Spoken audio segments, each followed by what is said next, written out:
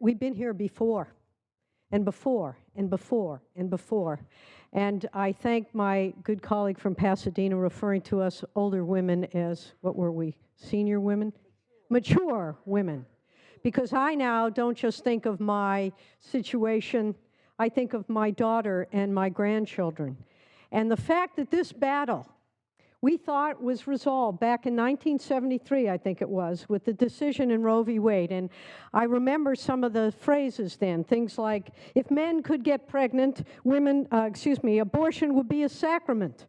That was one of the quotes back then. A few people are old enough to remember that. Or how about that life begins at conception and ends at birth, which was the reference made by my good friend from Los Angeles in referencing the fact that if people are so insistent that if someone is pregnant, they have to bear the child, well, then help us care for them. You don't abandon them just because they've been born.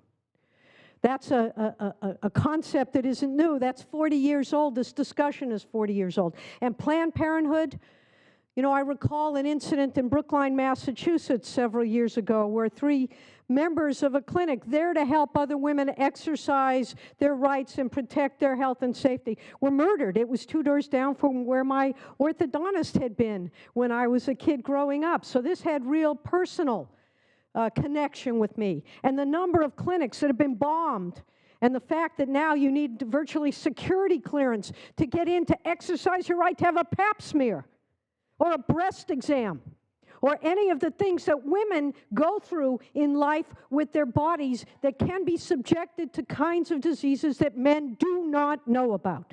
And there is no man in this room who understands why a woman would drive 200 miles so that she could have her pap smear done by another woman.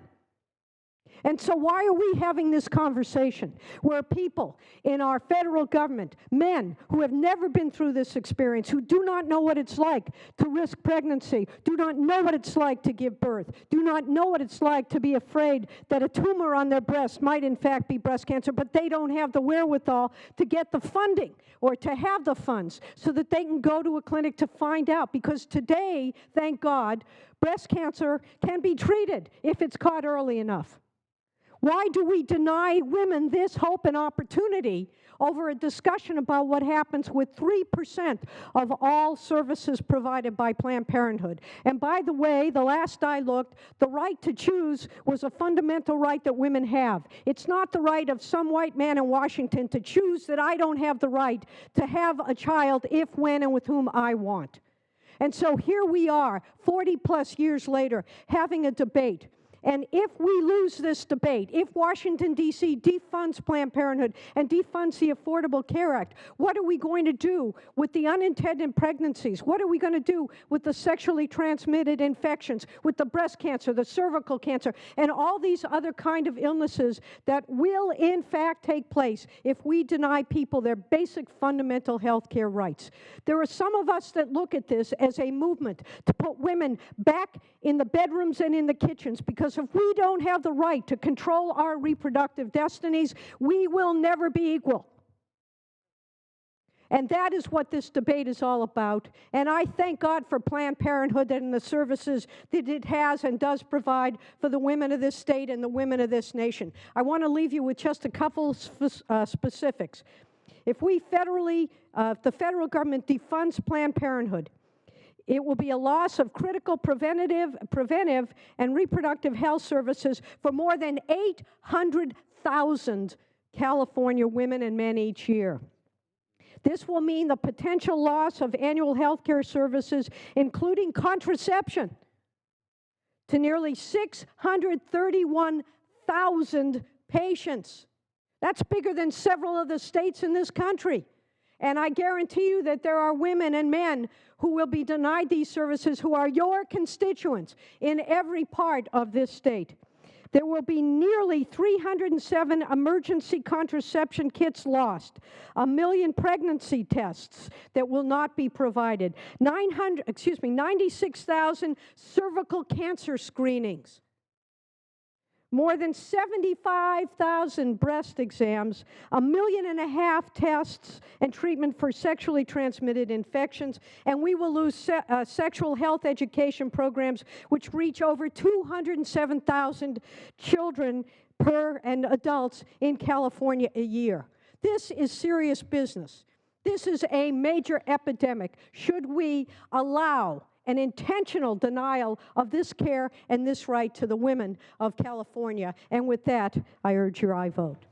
Secretary, please call the roll. Allen. Aye. Anderson. Atkins. Aye. Bates. Bell. Aye. Berryhill.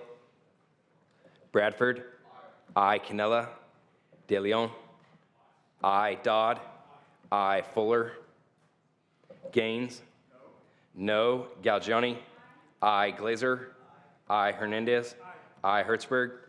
Aye. Hill. Aye. Wesso. Aye. Jackson. Aye. Lada. Aye. Leyva. Aye. McGuire. Aye. Mendoza. Aye. Mitchell. Aye. Monning. Aye. Morlock. No. Morrell.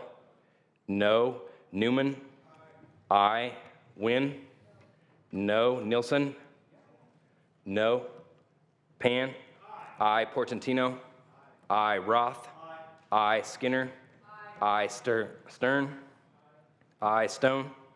No. Vidak. No. Wykowski. Aye. Wiener. Aye. Wilk. No. Anderson. No. Secretary, please call the absent members. Anderson. No. Bates. Berryhill. No. Cannella. Fuller. No. Members, ayes 27 and noes 11. The resolution is adopted.